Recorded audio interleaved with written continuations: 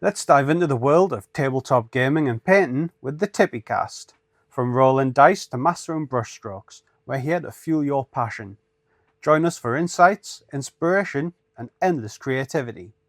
I'm Chris. And I'm Daz.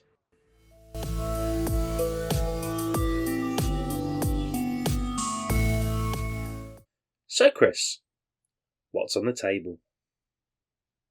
Well, Daz, as you know, I've been doing Aprillian, where I'm focusing on alien stuff because we have Alien Day this month. In fact, it's next week. It's next Saturday, the 26th. And so I've been doing a lot of stuff for that. Got the whole squad of Colonial Marines done. Really happy with how they came out. They've got two different styles of camouflage on them. It's like a lighter woodland on the the cloth points that they've got, and then a darker woodland on the hard armor. It's like your bulletproof vests, the stuff they've got around the boots and that.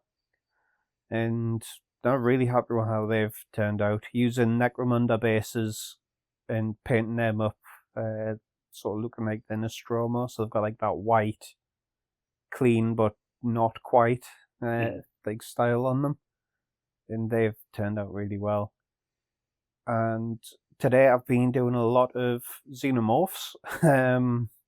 Just having a bit of fun with dry brush and metallics on most of them. And again, I'm really happy with how they've come out as well. So I should have some stuff ready for photos not in the not too distant future. Probably show the eggs tomorrow with it being Easter Sunday. Not the kind of eggs though you want to get in a hunt though.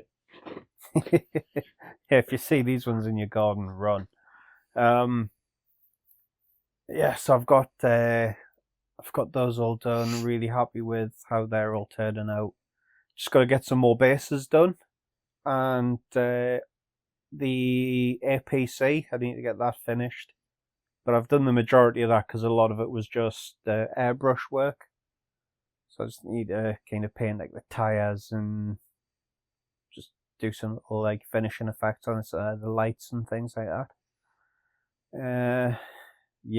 That's what I've been up to recently. How about yourself?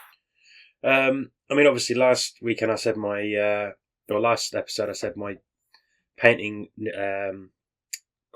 resolution went by the wayside. I finally sort of ploughed back into it, and I've got most of the Bleeding Heart Foundation done. I've just got one more Blood Bank figure to paint for that team, and the King and Queen of Hearts Keep Tag team. They're in varying stages of completion because they're both quite quite stylistically opposed. So obviously one's wearing like plate armor and the other is wearing like more of like a dress, and the colours that I'm using don't really match up. So it's not like I've been able to do a little bit of this one, a little bit of that one. Like with other tag teams in Rumble Slam. So I've kind of I'm focusing on one, then going to do the other. But I got the Plague superstar for the Ospiedale appointment. Well, she's a superstar for the Il Ridato as a whole, but got her done as well. The Rhea Ripley sort of homage figure. Quite pleased with how that's turned out. I had to start again because I wasn't pleased with how the paint was going on it. There were some areas I obviously missed cleaning with the release agent. So the paint wasn't sticking. So instead of me trying to fix that in the small part, I thought, do you know what? I'll just start again and just start. And I'm glad I did. I'd rather have done that than try to sort of fix it and it looked patchy. So I just went, I'll start again. And I've also been doing what I've been doing. So we found this. So me and Grace were in Hobbycraft the other day, and we found like this little cardboard chest. And I've made her a dice sort of tray out of it. So it's a little chest. I painted it, and I put like red felt inside it. Nice. Been doing that as well. And as we say, it's not just always about painting miniatures. It's sometimes, other areas of the hobby that we also do that sort of gently lean into painting. So I have been painting, just not necessarily miniatures. But other than that, yeah, it's just been non-stop, non-stop in the outside world of Daz outside the hobby. So it's nice to finally sort of get back, take some time, putting some time back into miniatures as opposed to just letting them sit there and collect dust. But no, slowly getting through the backlog now, actually. So the only two figures that I've got assembled that aren't primed are my two Winter Soviet Flamer team. So they're assembled on bases, ready to be primed. So I'm trying to sort of clear the backlog a little bit before I start assembling and doing more stuff, and so I don't overwhelm myself again. But other than that, no, I've not been starting anything new. I'm just sort of trying to clear the backlog before I start. There's some base and stuff that I've seen cropping up recently. Crowd cover. They do some insanely good looking base and materials. I've ordered 4 different ones. Nice. From Mighty Lancer Games, not sponsored yet. I'll send you the link to them. You probably like some of them. Like they've got a really nice looking snow paste. Nice. But I wouldn't really get much use out of snow paste, so I didn't really go for that. But they do have Snowy Highland Pass, which is like it's got some snow effect in with it. There's like a lot of like rocks and bits like that in there as well. And I'm thinking using that for the half tilt, the half tilt models with the it's like the Vikings where they're on the big walruses. Oh yeah, the Shield Maidens, yeah. Shield Maidens, that's the one. On that speedy of land mammals, the walrus. I'm thinking of using that stuff on them, but there's like a few other ones that I've ordered that they'll come in handy for that, and like don't look back as well. But yeah, I'll shoot you the link over to them and have a look because you might get some use out of them. Yeah, I got that snow stuff from Green Stuff World. That's been doing me because that's quite a big pot, you see. So that'll last you forever. That. Yeah, because I don't use a lot at a time, but I do have Soviet winter stuff, so I will get through it. Needless to say, yeah. If you're going to do winter things, you've got to put it on a snow base, don't you? Yeah. Funnily enough, I was telling someone about that, and they're like, "Oh, you should do Space Wolves," and I just looked at them and I was like, "No, you know my feelings on Games Workshop."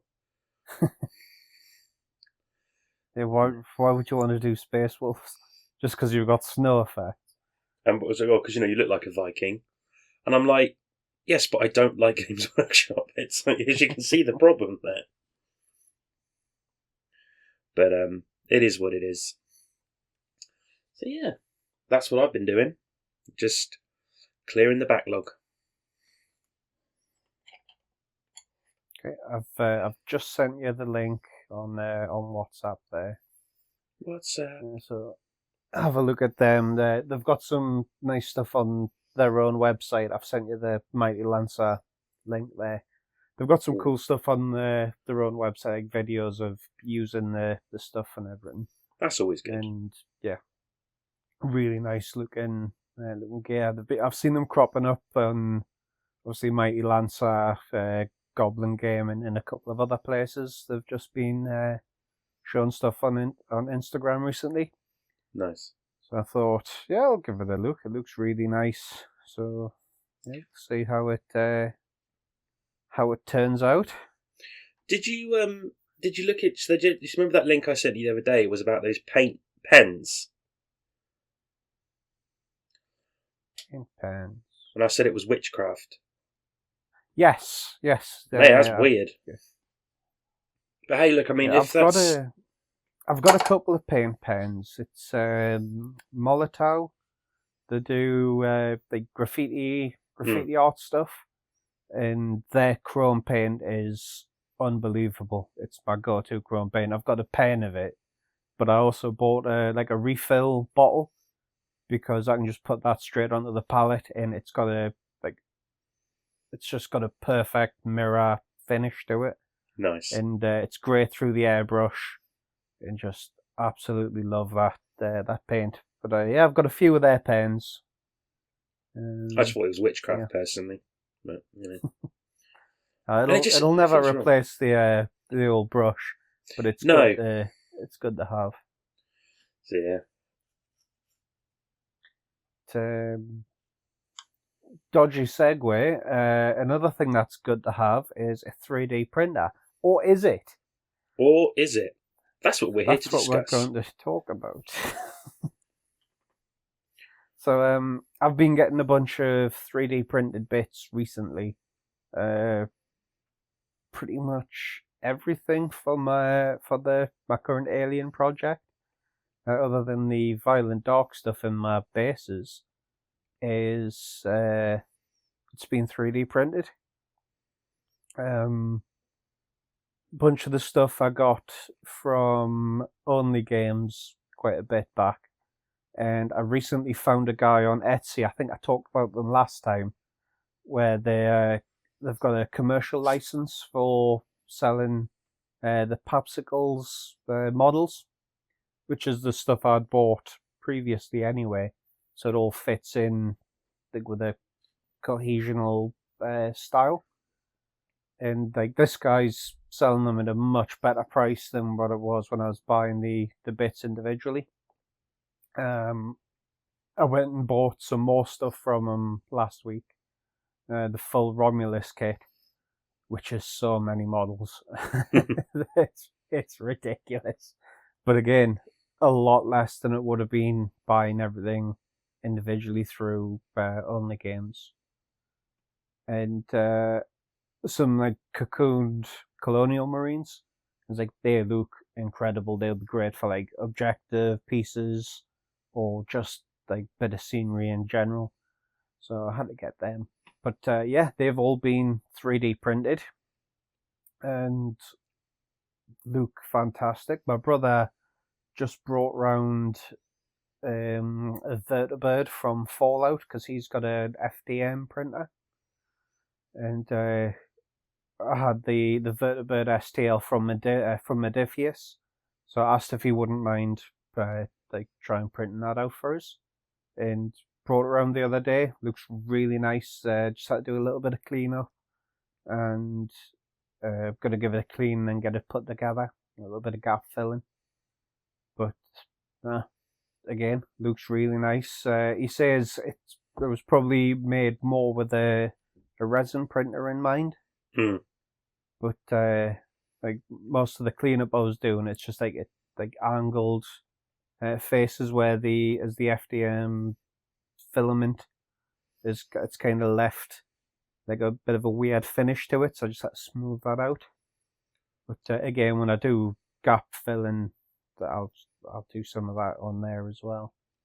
I mean, so my understanding of 3D printers is, yeah, there is the two primary kinds. You have like the one that's like a resin bath, and it sort of prints it upside down, and then it sort of lifts it up. Or I'm thinking of something else. And then you got the one where it's like a long. That, and there's like a UV light that it's curing it with, so it kind of keeps dipping it up and down as it's like going through each level of it. And then you have the filament ones, which is like a long spool of resin that it melts and then puts into the shape and then creates it. And so my kid's uncle has a filament one as well. And so I've spoken about this game before. I like playing Gaslands. But for those of you, I'd say over the age of 30, there was a game on the PlayStation. You might remember this, Chris. On the PlayStation, it was called Wipeout, which was which was like a racing game, and it had little hover ships that you'd race along this track. Now, I love that, and then when I started playing Gaslands, my brain then sort of clicked back to it and thought, hang on, I could do this in Wipeout. I could use Wipeout ships and make a Wipeout Gaslands. So I, as you do, you go on the old interweb and look for like if anyone's got any like models. Couldn't find any. What I did find is free STL files on Thingiverse for the ships, and got my kid's uncle to print because he's got as I said, he's got a filament printer. Got him to print 4 ships, and they look superb. To say that, and do you know what I mean? They're not like the most intricate designs. I got the ones that looked a little bit. Intentionally, I went for them to look a little bit more like the games, a little bit blocky, because I kind of wanted that look. And yeah, they look fantastic. And for me, I've also bought other miniatures off like Etsy and stuff. More like specific things, like if I want like horror models, or I want like a model that's something specific. I bought a bear, like a wild shaped bear, for Grace, because Grace has got a druid character and wanted to a bear a lot. Found that on Etsy, and all of them guys on Etsy, it's all 3D printed. And the models that come back are fantastic, and you know, I can understand the merit of owning a 3D printer personally, because even if you can't find a physical model of something, 9 times out of 10, someone out there has made an STL file to make it. Yeah. And it is phenomenal how much is out there. And obviously, like, the internet will help that no end. So yeah, I think that definitely is a pro for 3D printing as a whole. And as you said, some models, some STL files are better for resin printers, and other ones are better for filament. But still, the quality that you get in them, it's, you know, if you know what you're looking for, you would be able to see the difference. But still, what they can produce is phenomenal. Yeah, like I just want, like, for the vertibird, it's like I just want something for the table that'll look cool when it's on there, when it's painted, and that does the trick. It's perfect. It's not going on like a high end diorama piece or anything like that. It's going on the table. It's there. It's going to be handled. You know, this plastics are good quality, feels sturdy, and yeah, but it fulfills every criteria that I want for it. I probably wouldn't want models printed off on it, because like you wouldn't really get that detail, like the way the layers work on it. So, but I mean that's not what I'm wanting them to print for us, so it's fine. I mean, just quickly, I found out what STL actually stands for. It typically refers to stereolithography, or standard triangle language, is what it stands for. Because it's a file format to describe the surface geometry of a 3D model using series of linked triangles. There you go. We all learned something there. I wonder then if you were able to rip models from old PS1 games, because PS1 games were made using triangles. Probably the same thing. I wouldn't be too surprised, if I'm honest. But so I think that's why you got that weird warping in when you started getting more 3D games on the PS1. You would as your camera would move around, you'd at the edge of the screen, it would always kind of, you'd get just like a weird kind of texture pop where the geometry would kind of shift with it, and that's because it was all done with triangles. Probably. Strongest shape, they say. But I mean, the thing is, if you were doing like individual miniatures, I'd say like anything, I'd say 20mm up and up. I think they're generally done with like the resin bath stuffs. Yeah. Because the miniatures that I, like the Chucky doll, what I painted ages ago. I think that they're done through like resin 3D printers. But yeah, and the quality of that's pretty good. So one would imagine that it depends on what you're printing, I suppose. I think for scenery, FDM or big solid objects, FDM is probably the way to go. But yeah, again, like the plastic, it's lightweight, but it feels sturdy. Whereas if you were getting it with resin, it would feel a lot heavier. Like the APC I've got, it's quite a heavy piece, and I mean, there's not as much to that as there is the vertibird, but it's a lot heavier because of the resin. So like, yeah, there's the whole weight, like a weight consideration to have with it, and it's definitely scenery. You'd probably want to go with the filament printers. There's the guys for Eons of Battle. They've got like a subscription model where I think it's every month they do different themed terrain packs, and it's primarily 40k, I believe. It's been a while since I've had a look at the kind of stuff they've done, but they've done some awesome stuff like Space Hulk board creation, stuff ideal for Necromunda, and obviously Kill Team with that as well. But they also took stuff where they've recreated things from. There's like a 40k game. I think it's similar to like Command and Conquer. The Dawn of War, maybe. I don't know.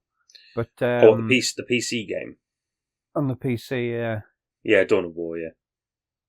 And they recreated the buildings and stuff from that. Nice.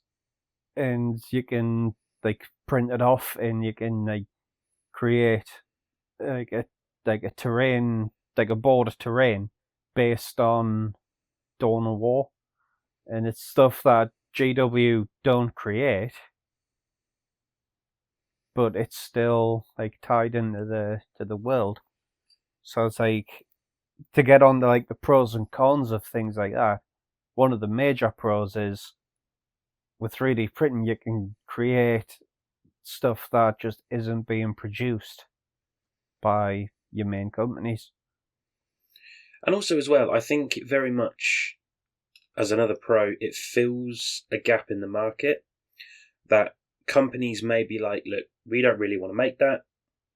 You're welcome to make it, but we're not going to. And I think, yeah, it really does fill that gap.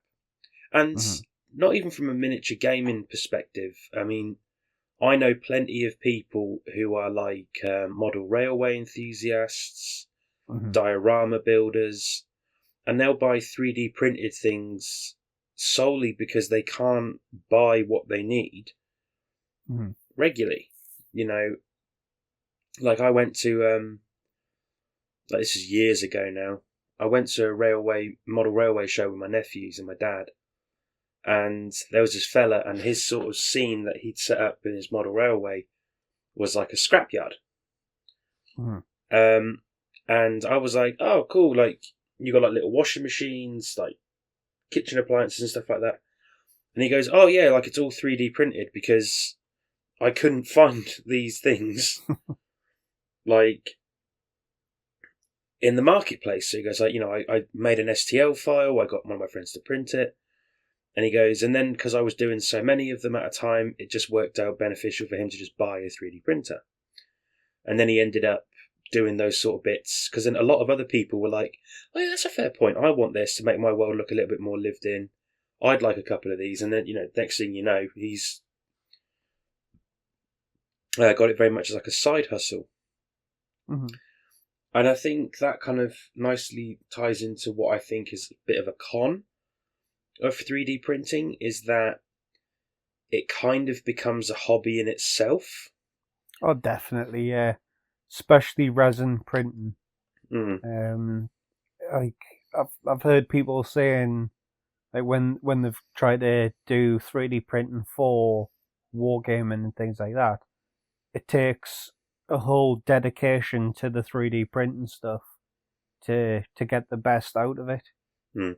And I mean, with the stuff that I asked my brother to print off, he had to go on and kind of find where to put the supports for the printing and things like that.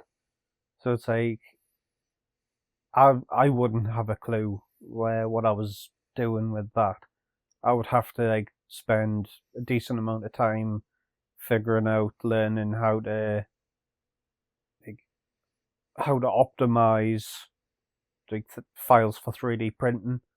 I might be able to make a couple of things because I've done some 3D modeling with uni stuff, but I mean nothing that's very nothing intricate. Like I wouldn't be able to do like a model of someone, but like bits of scatter terrain, I'd probably be able to like model my way through. But again, it would be learning how to optimize your model for for printing. Mm. It's just like you say, it's a whole other hobby on itself. And as well, like I spoke to some people who do a bit of 3D printing. Funnily enough, at Salute, there are a couple of guys who did like 3D printing stuff with like terrain, and I was just sort of chatting to them about it because like I was looking at getting into 3D printing. Should I? Shouldn't I? And then the guy I was talking to, and he was like, if you're going to do it for like war games and stuff, it's not going to be much cheaper than just buying the figures. Mm-hmm. So he said the only benefit that you can have in that perspective is you get more control over that process and you can get things exactly how you want. Yeah. He goes, but if you were trying to do it, get a 3D printer thinking that you're going to save money on your miniatures, you'll be very wrong. And he says you end up having to like print and sell things for other people to sort of like fund the hobby itself for the stuff that you want. Mm-hmm. So, you know, and especially for a large investment for what it is, you know, even like a very bottom end, like 3D printer, like a resin bath, like a resin printer. Because me and Dad were looking at getting one between us, more for like miniatures, potentially like bigger things, like more like for scenery and stuff. And the cheapest one we could get for that, I think we're still looking in the region of about like 180, 190 pounds. You know, and that's not including the resin that goes in it. Yeah. And then there's a lot of wastage, like with it, because obviously all the supports that you need to put in, there is a lot of waste. So for us looking at that going, is it worth it for the amount that we're going to do? And then would it become like a thing where we would be having to sell 3D prints on the side to sort of fund what we want? Mm-hmm. But then you get caught in that never-ending loop where it's like, okay, well, I need to fulfill these orders so I don't actually get to do what I want. And then, you know, you get stuck in that cycle. And I don't think really either of us has a great deal of time where we can just sit down and create STL files and stuff like that. So yeah, I think you've got to really weigh up personally what your circumstances are, because as we've discussed earlier, and other people will say that 3D printing just becomes a hobby in its own right, and it's just another. Effectively you could almost be printing your own pile of opportunity. You know, and at the same level of, and you know, maybe it'd be a little bit less, but I think for me personally, and I'm just looking at this from a point of view where it's like, you know, you take time into that. I could, you know, take the time, make a model I want, print it, and then, or do I just go on somewhere like Etsy, find a model that's close enough to what I want, and get them to print it and pay whatever cost they want to put on it. you know? And 9 times out of 10, I'm going to look at that and go, do you know what? I'll just buy it off someone else.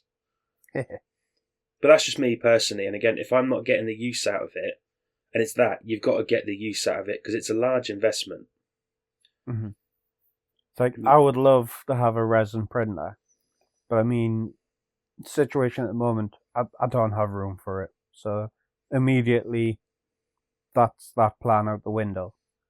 But if I did have like somewhere I could have it, the question then becomes, realistically, how much use am I going to get out of it? Yeah. Because like the amount of stuff that I've got to paint, I don't really like the stuff I bought. I don't really need. I bought the big cryo, the hypersleep pods from Alien. Bought them. I mean, they just look amazing. So sweet. But I was already thinking of making my own ones, just using like plasticard, stuff like that, and kind of making it more like the hypersleep pods in Alien Romulus. Mm. And then I saw the guy also had the Alien Romulus stuff, which included that hypersleep pod, but a hell of a lot more. And I was just like, yeah, get that.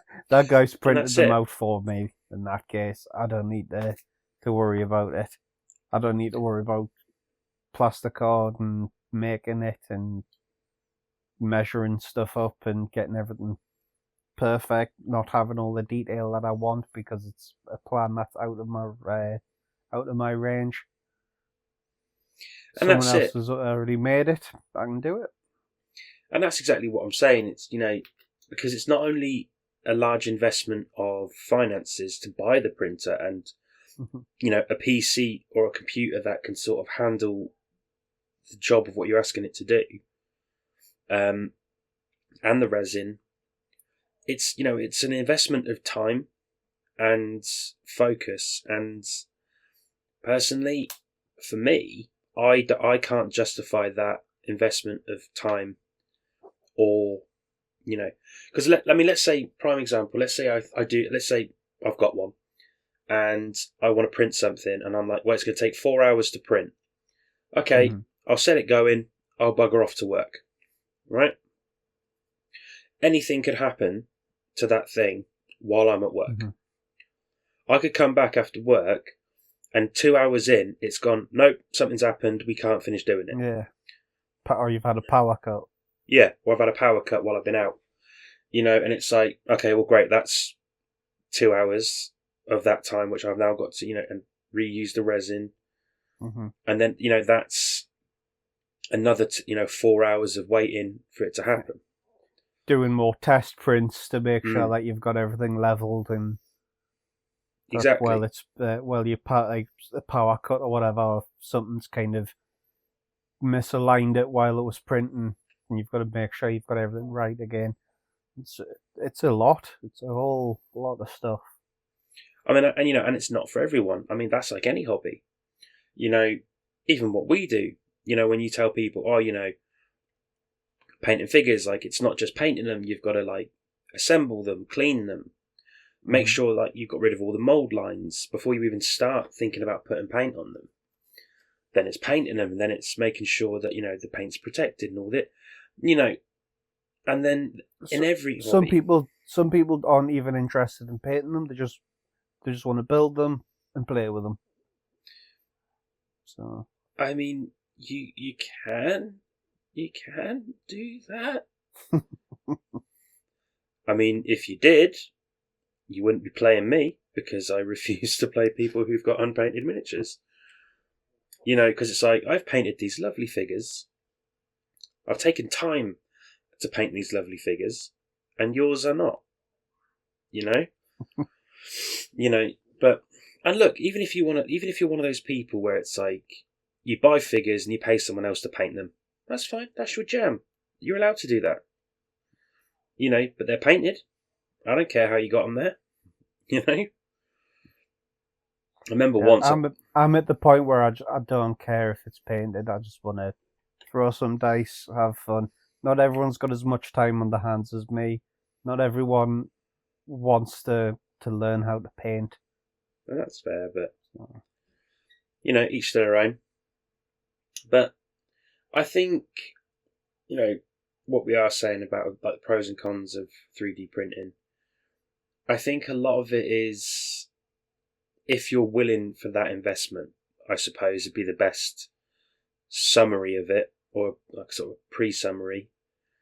And look, anyone out there, if you've got a 3D printer, or you are 3D printing, and you want to weigh in on anything that we've said, feel free to lay a comment.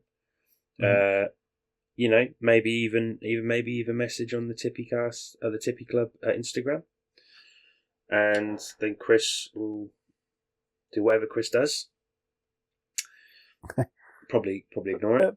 Eventually see the comment if it's on YouTube, because I don't always get a notification when someone comments on it.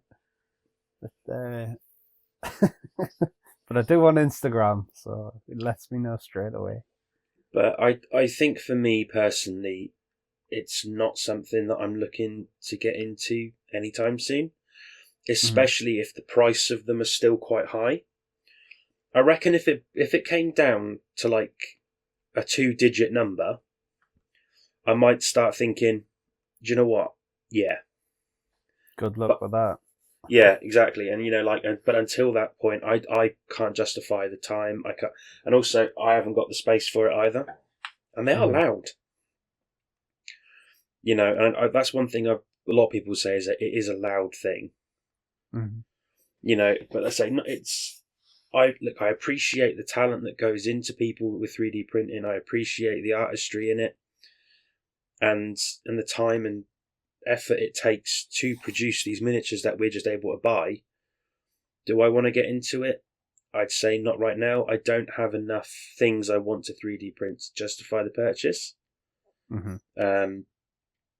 But I will say a massive, massive pro of 3D printing from a consumer point of view is I can now get a lot more like niche things that I wouldn't necessarily been able to buy 10 years ago. Like, God forbid, if I was ever trying to buy a ghost face or a D&D model bear, if I was going to buy like a bear that was more like for D&D, I'd have to buy that directly from like Wizards of the Coast or something. And that would be astronomically expensive, because obviously it's Wizards of the Coast and it's a D&D licensed thing. It's, but I'll look through like Reaper and find what they've got. Like, some people don't like the bones line that they do. So like a softer plastic. The stuff I've got from it, I think is fine. Details there. But again, it's one of them things where the bones line isn't for everyone. It's at a nicer price point. And that's it. And I think that's one of the benefits of it, is that you're not going to be, I don't want to say gouged, but you're not going to be taken for a mug with buying, because obviously as long as it looks like it, I've bought like some nuns that I bought before they released the Lacrimosa figures for Carnival. I bought them from a guy who was 3D printing them. They look great, and if I was to put that on a table with other Carnival miniatures, no one would be none the wiser. And that's great for me. And the cost difference between TT Combat and this 3D printer there wasn't a lot in it. I think it was like a quid difference. But if you're getting things like, GW knockoffs through people who are 3D printing, that will be a significant price drop. Granted, you might be a bit more restricted about posing. I mean, I don't know what GW figures are like these days. I mean, back in my day, you used to have like multiple. You could pose the figure a bit more. Yeah, it's not like that now. Is it all push fit now? Not all push fit, but the way the way they are on the sprue, it's like an arm might be in 2 different bits, and like a front and a back depending on the pose. So like you can't really kind of position, like part of the arm could be on like attached to one of the body bits. Lame. And it's just like it allows for really good posing, but it doesn't let you create your own. Mm. But I mean, it's a price you pay for really good looking models. Like I remember having some of the multi pose Space Marines, and they never looked great. Yeah, I mean, you were still limited about their posing to a point. I appreciate that. But I think if you're doing like, let's say, you're doing like a very much like a horde army, Tyranids, orcs, things like that. If you had some of these miniatures that you've got 3D printed for you and put them in with other guys, no one's going to know, unless you've got like a proper GW nerd who's looked through your entire force and gone, that's unless not you're okay. playing in a GW tournament. Where they're like, oh, you can't have that miniature because it's not an official Games Workshop figure. Too bad. Too bad. I'm poor. So it's like I've got a full kill team of goblins that are in Soviet army gear, and I would love to play a kill team with them because it just looks fun. I've got the TT Combat. It was a Black Friday beard. The orc with the in the pirate gear. Yeah. I'd love to do like a freebooter orc team, but I mean GW don't make freebooter orcs. But you can get pirate orcs on other places, so have a full warband of them. So would a pirate orc go war? Yes, I'm gonna say yes. I think they would. But yeah, I mean, as I said, from a price point of view, I think depends what you're printing. Would make it cheaper or more expensive. I don't think it would ever be more expensive than retail, unless you're changing the size. But I think if you're trying to get like, even like World War II bolt action size vehicles, 3D printed ones of those, no one's going to know. Once they're painted, no one's going to know. And I think it's that is if you're not so fussed about everything being from the same brand. Prime example of this, like in my bolt action Soviet forces, I've got 2 figures from Bad Squiddo Games of female Russian winter sniper team. Just because Bad Squiddo Games do like some really nice female soldier miniatures in that scale. Really nice. I like them. They look good. But yeah, it comes back to that whole, if you're not fussed about that, and 3D printing would be a good way to sort of get more niche and individual figures to throw in with your already big force at a lower price point, I would say. But yeah, I think if you're going to start getting things in like bulk, you probably still might be better off like buying it from said retailer that does it. But I would say in the whole thing, I think there's more pros to 3D printing as a whole than cons. Yeah. But I would, and I don't know if you agree with me, this is just my own opinion, I think the cons that are there are quite big cons that you can't necessarily overlook unless you really, really want to do it. Yeah. And that's fair. It's got to be something that you're going to commit to. It's not just like a thing you might take out every now and then. It's big, particularly the resin, because I mean, resin's got a shelf life. Yeah. And if you're not constantly using your resin, all that air's going to get to it. It's going to start to just naturally cure, and I mean that'll add up to quite a bit of just wasted materials. Whereas like your spools of plastic, where it's heating up to melt it to get it to make the thing, I mean, if that's got a shelf life, that's going to be a hell of a long time. Mm. Might And I go think, brittle and stuff like that, but I mean, who know? I don't know. I don't know enough about yeah. 3D printing to sort of comment on that.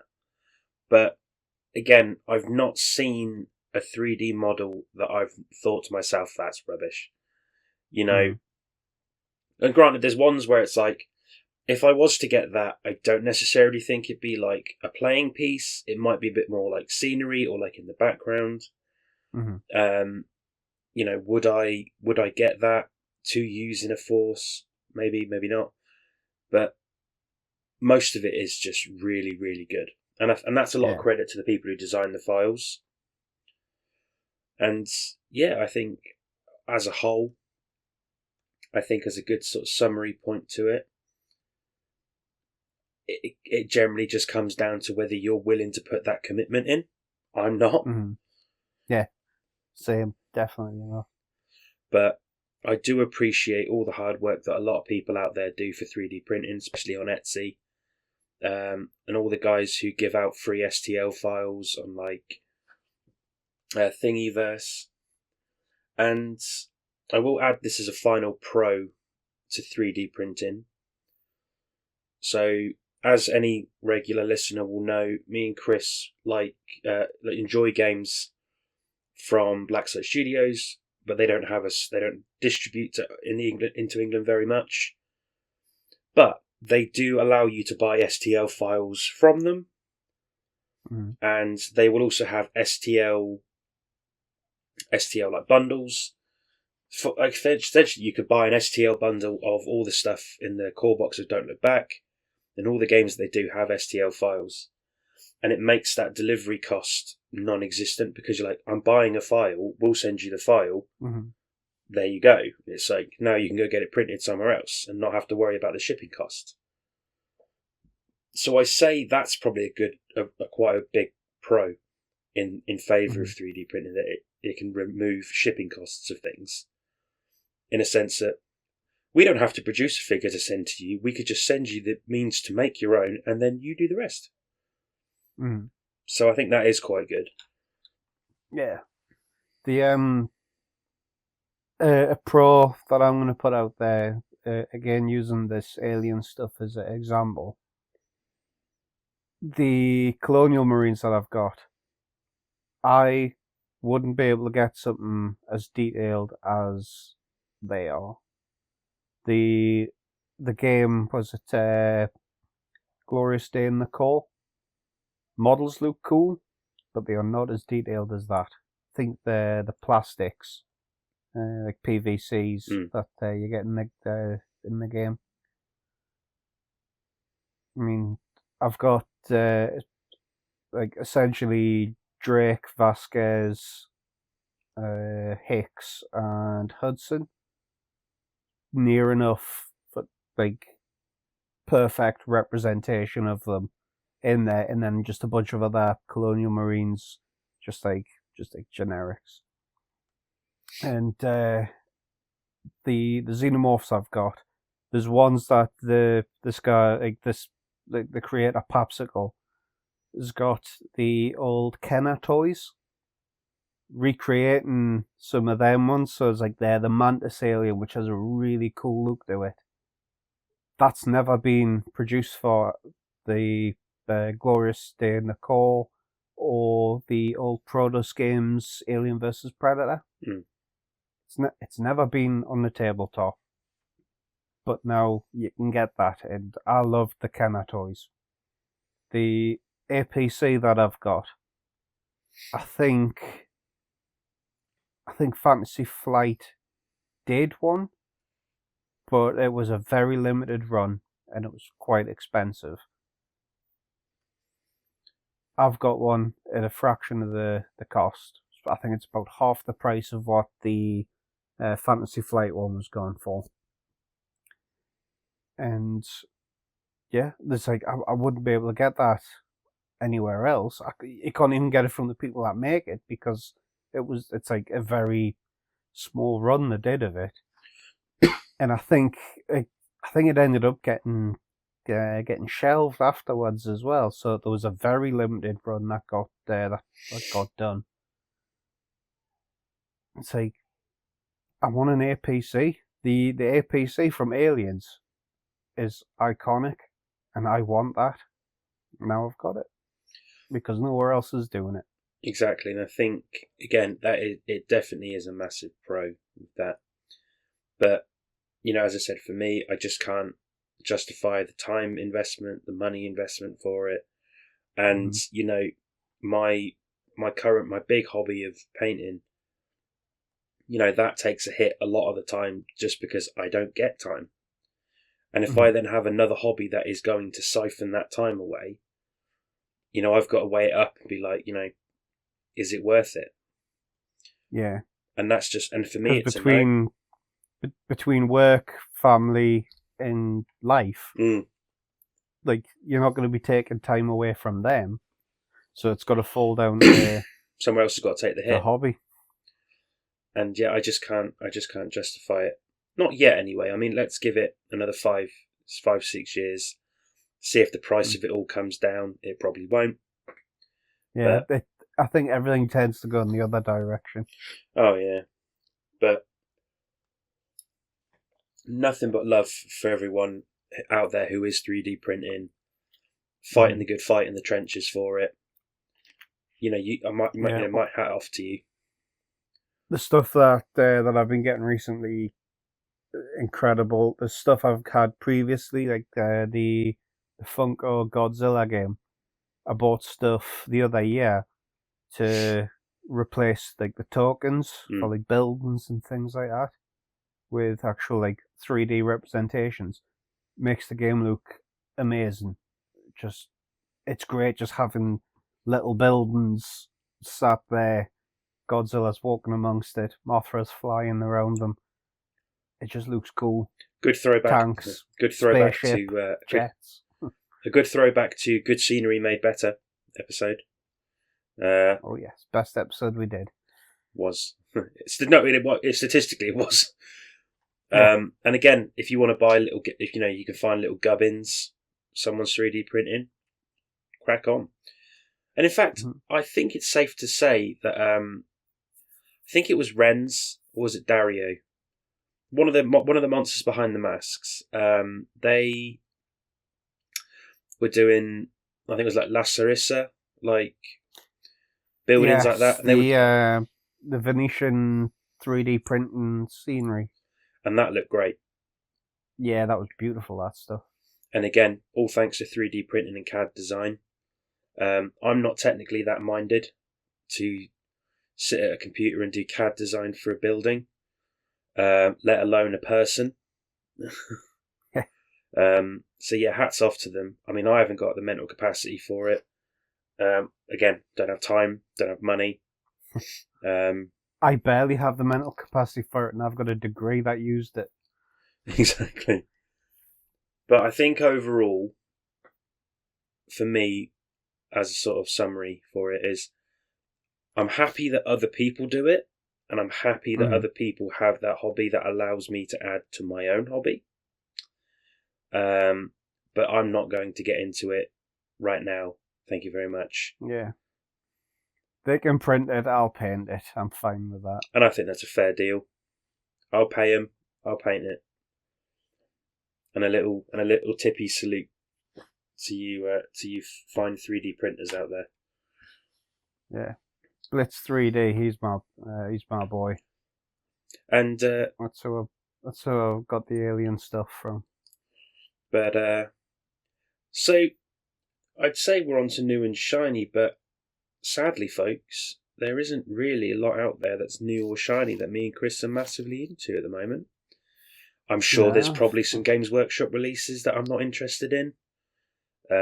Probably. It is a week. It has been a week. There's probably a new rulebook out. I think there's a new kill team out. There you go. So we're just going to sort of plug some things to fill out the time. Chris, would you like to plug your plug first? Plug away. Yes. So on Etsy, there's a user called Blitz 3D. That's who I've bought some of the alien stuff from. They're a licensed seller of the Popsicles models. So I've bought the Hypersleep Pods, the Alien Romulus huge movie pack, and the Colonial Marines Cocooned from Blitz 3D. Very fast postage in the UK. Basically, the stuff that he's got available is printed. It's ready to go, so you're not waiting on things to be made. Yeah, like it's posted out within like a couple of days, and then it arrives a couple of days after that. So I've been massively happy with what I've bought from him. So I'm more than happy to plug him there. That's Blitz 3D, BLITZED 3D. That's Blitz 3D. Thanks, Blitz.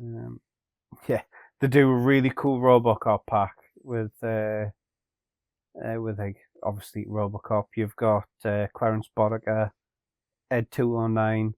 I'll buy that for $1 guy with his babes. A lot of alien stuff. Helldivers, Starship Troopers, Predator. So much cool stuff. They do. There's like other things like orcs and goblins and stuff like that as well. But I mean, all the stuff from films that you love. You've got to do it. Oh, I'll certainly have a look later. My plug is a selfless plug because I am one of the main organisers of the event. Is a selfish plug? Self plug, you know. Birmingham Brawl at the UK Games Expo 2025. Birmingham Brawl 3. Tickets are still available. I'd say, you know, there's still a fair few. There's still a fair few left. Yeah, grab a ticket. Put your money where your mouth is. You've been talking smack to some people. Think you want to beat them? Now's the time. I've got my ticket. Chris has got his ticket. I've got my team ready. I've got them practiced. He's getting his waist measured for the belt. Mm-hmm. I'm getting my side plates made up ready to put onto it. And it should be a good event. Hopefully, I say, although it is on the Sunday, I appreciate that's not for everyone. But honestly, it is such a good laugh. Like all the reviews that we've had of people who played in the tournament have all been very positive stuff. You know, the atmosphere is great. You know, our adjudicators that we have are knowledgeable and fair, and it's just a good time all round that people play. And even from a spectator point of view, we always have spectators saying, "Oh yeah, we sort of caught a bit of what was going on," and says even to watch it was good fun. So yeah, get yourself a ticket. Put your money where your mouth is. That ticket gives you the whole seat. I cannot wait. That ticket gives you the whole seat, but you'll only need the edge. I cannot wait for it. I'm all booked up for the Saturday and Sunday for UKGE. Got everything ready for it now. Just need the time to get here. Yeah. And fun fact, at the expo, me and Chris will be meeting. Yes. In if person. you're around the TT Combat table when I get there, you'll see the first meeting. First meeting of the Tippy Club boys. Tippy Cast boys. Yeah, boy. Yeah. It's going to be. I'm not even sure the universe can handle it. It's gonna be a moment. If the universe does break apart on the expo, that might be why. I hope Louis ready for like high pitched screeching when of like teenage girls when we see look around and it's us just screeching into the void. They think it's some teenage girls just sort of like excited to see something, and it's just me and Chris just screeching like the Nazgul. or other flying Lord of the Rings creatures. You know, others are available. Oh, new and shiny. I finally watched all 3 Lord of the Rings films. Yeah, this week. when you said, "Oh, I've not watched Return of the King," and I'm like, "So you've not watched the best one?" Mm, I mean, come on. I actually think the first one's the best one. I mean, The second and third have excellent moments, and it's not to take away from how great they are.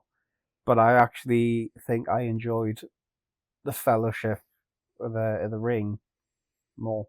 truth be told, my favourite Lord of the Rings is Two Towers, and it's mainly because of the battle at Helm's Deep. That's like one of my favourite moments. Like I say, like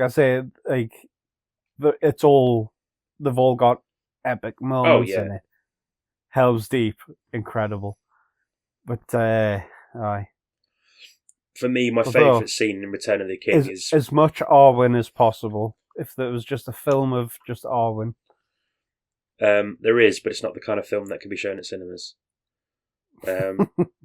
But my favourite scene in Return of the King is the scene when all the riders of Rohan are up on the hillside, and then Theoden's giving that speech, and then it's just like shouting, "Death! Death! To death!"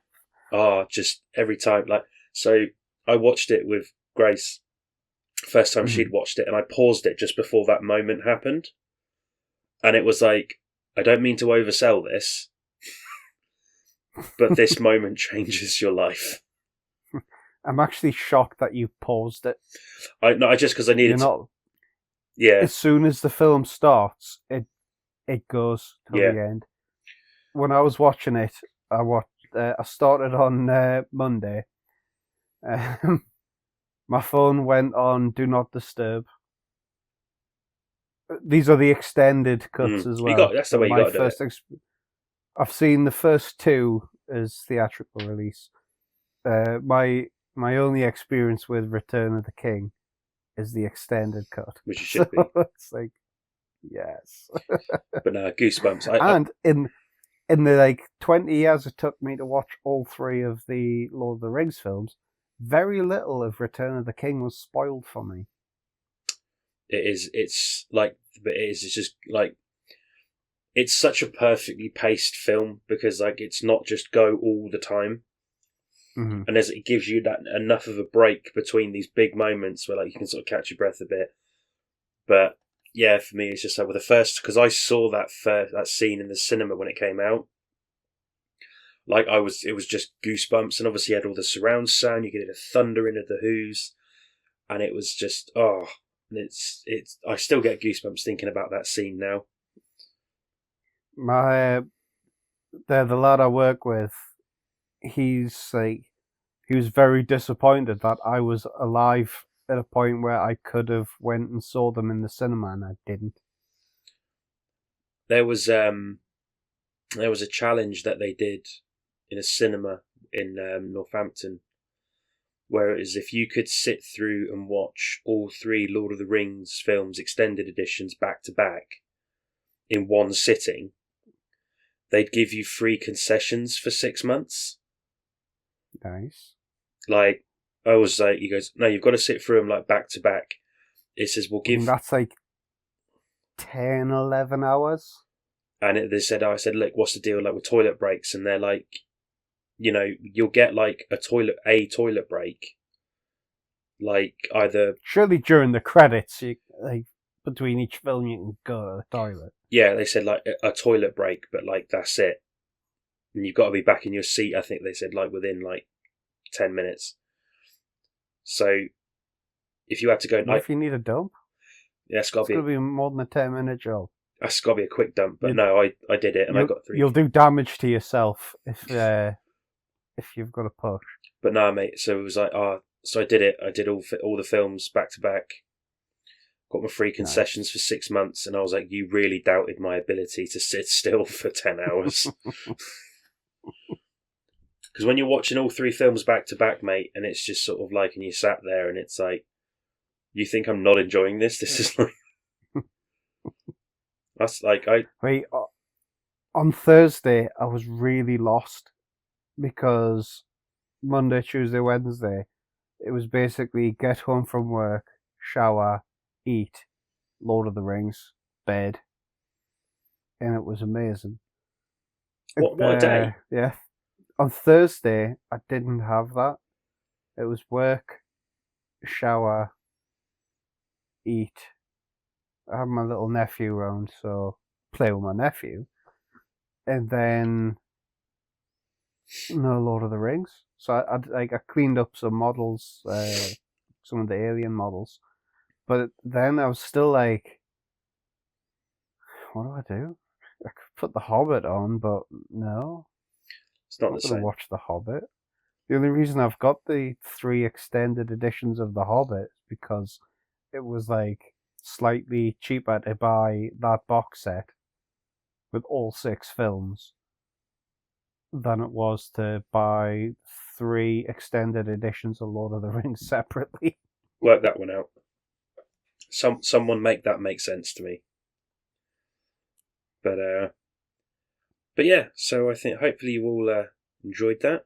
Our little pros and cons of 3D printing and Lord of the Rings. And Lord of the Rings. Like, what a way to end something. Like, there you were thinking about 3D printing. Boom, Lord of the Rings. Yeah. Seamless. It was seamless, that transition. Join us next time for our Lord of the Rings podcast. So many of those out there. I would say that you're a bit Tolkien to do that. You're a fool of a toque. At work, I'm just going to put in there, at work I've been listening to the audiobooks on Audible, narrated by Rob Inglis, or read by Rob Inglis. Amazing versions of them. I think Spotify has them with Andy Serkis doing them. Yeah, no, I've heard that one. That is amazing. This one with Rob Inglis, it sounds like a wizard is reading it to you. And I think that's what you need. Like, nice. Yeah. If they could get Ian McKellen to do it as Gandalf for the whole time, would be great.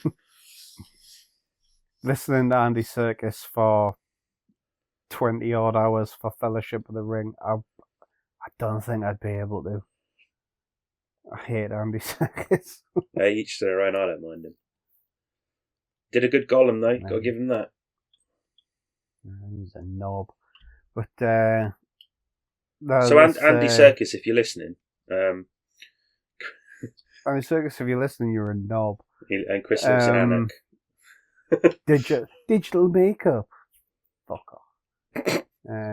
That's a rare swear that you'll get on this podcast. That's Chris calling out Andy Serkis. Last time it was GW. This time it's Andy Serkis. What was I going to say? Yeah, Rob Inglis. When he starts singing. It's like, this is great. Tom Bombadil. That like 2 chapters of just Tom Bombadil singing. This guy absolutely just kills it. Thanks for joining us on the Tippy Cast, and if you're listening on Spotify, be sure to follow us. And if you listen to us on YouTube, why not drop us a like and subscribe, and weigh in with your thoughts on what we've mentioned, missed, or something for us to look at for the next episode in the comments below. And it's a goodbye from him. And it's a goodbye from me.